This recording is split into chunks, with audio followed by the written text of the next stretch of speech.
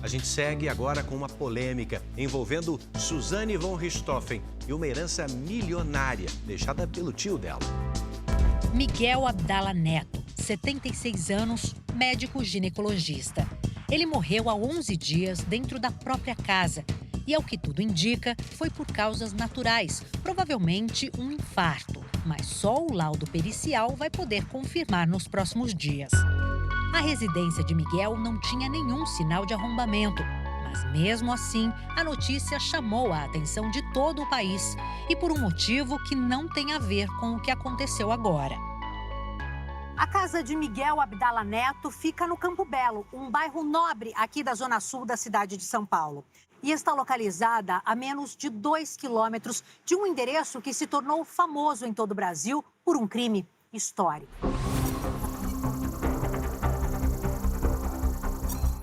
Foi aqui nesta residência, na época, com uma fachada de tijolinhos e hoje pintada de branco, Manfred e Marisia von Richthofen, irmã de Miguel, foram mortos.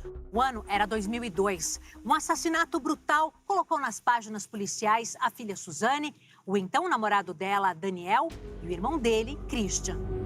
Depois da morte da irmã e do cunhado, Miguel se tornou o tutor, o responsável por cuidar de Andréas, o irmão de Suzane, que na época tinha 15 anos.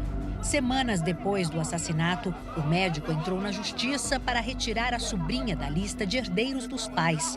13 anos depois, o pedido foi validado. Ela foi afastada, da herança dos pais justamente em razão do crime, que ela cometeu e em relação ao qual ela foi condenada. No dia 9 de janeiro, vizinhos e funcionários do consultório de Miguel Abdala estranharam a ausência dele. Ele trabalhava numa clínica, ele faltou por 2 dias. Eles estranharam porque ele era uma pessoa leal aos horários, etc. Faltou 2 dias, vieram saber por quê. Bateram, ninguém atendeu, bateram no vizinho, o vizinho acho que interviu com uma escada e viu ele da janela, estava caído, provavelmente morto, não? E aí chamou a polícia, O Domingo Espetacular teve acesso ao boletim de ocorrência e à certidão de óbito do médico. 2 informações chamam a atenção. A primeira é a de que não havia sinais de violência na casa de Miguel. A segunda, a existência de um nome nos 2 documentos, Carmen Silvia Gonzalez Magnani. Ela se apresentou às autoridades como a pessoa responsável por definir o local de enterro de Miguel e, ao mesmo tempo, como a última cônjuge ou convivente dele com quem informou manter uma união estável. Ah, um detalhe: Silvia é prima de 1º grau de Miguel. Segundo a polícia, Suzane Richthofen chegou a ir à delegacia para liberar o corpo do tio, mas não conseguiu, justamente porque a prima do médico já havia feito isso. Seu Dorival foi vizinho de Miguel Abdala Neto por mais de 40 anos. Ele disse que o médico era uma pessoa muito gentil, mas reservada, que recebia poucas pessoas em casa. E revela que, apesar de Silvia declarar uma união estável com Miguel, os dois não viviam juntos. Olha, eu não lembro dessa moça. Eu sei que era uma, talvez, prima, e ela morou um período pequeno aqui com ele. E depois foi embora, a gente não soube mais nada. Mas por que descobrir a real relação entre Miguel e Silvia é tão importante? A resposta está no patrimônio deixado pelo médico, estimado em 5 milhões de reais. Ele não teve filhos, os pais já morreram e a única irmã era Marisia, assassinada há 23 anos. Aí muda um pouquinho a questão se a gente for pensar que ela é companheira e estava com ele, nesta união estável até o momento do óbito. Então, sendo uma companheira sobrevivente, ela herda integralmente a herança dele. Vizinhos de Miguel Abdala Neto estranharam a declaração de união estável feita por Silvia. Eles afirmam que poucas vezes viram a prima na casa do médico. Que ela esteve aqui, acho que vai para mais de 8 anos, viu? Ele era bastante solitário. Se houver um questionamento por quem quer que seja, um parente que venha discutir essa existência da união estável, aí tem que ser levado para uma ação, no judiciário para que seja analisadas provas, enfim, em relação a essa alegada convivência, né, essa união conjugal. Outro ponto que chama a atenção sobre o relacionamento entre Miguel e Sílvia é a existência de um processo na justiça.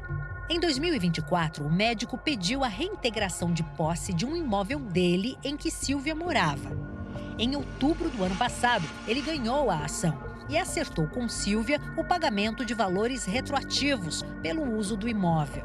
E nessa disputa judicial, o médico também contestou a questão da união estável entre os dois.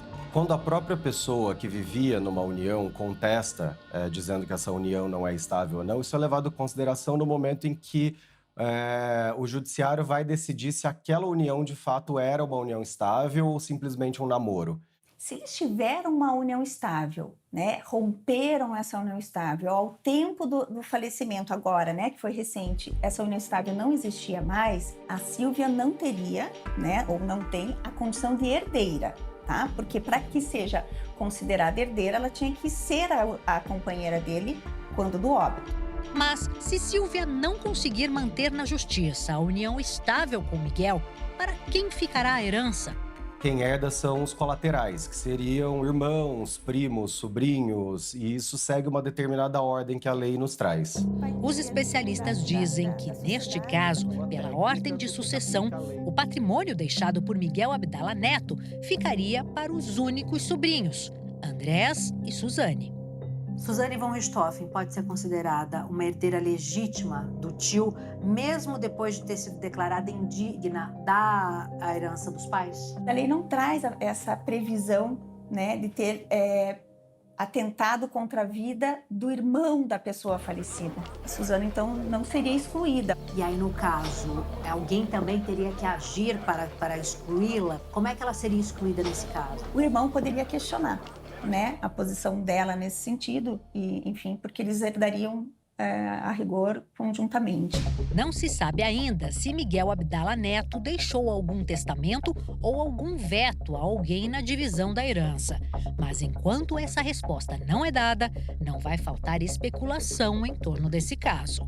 Vamos imaginar que ele tenha aqui deixado a herança dele para o sobrinho, né, que ele cuidou, auxiliou naquele momento muito difícil. Ele pode, vamos imaginar, não tendo herdeiros necessários, inclusive deixar 100%, mas se ele assim o fez e vier a discussão, essa questão da união estável, e a Sílvia comprovar que tinha uma união estável com ele até o momento do óbito, metade da herança dele teria que ser destinada para a Sílvia e a outra metade poderia, então, ser destinada ao herdeiro testamentário, que a gente diz que é aquele indicado no testamento.